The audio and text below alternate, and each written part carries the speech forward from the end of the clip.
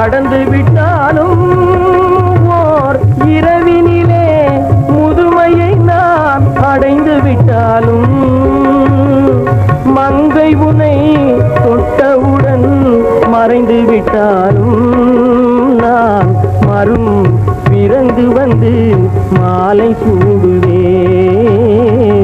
பாவாடை தாவணியில் பார்த்த உருவமாயிது பூவாடை வீசி வர பூத்த பருவமா.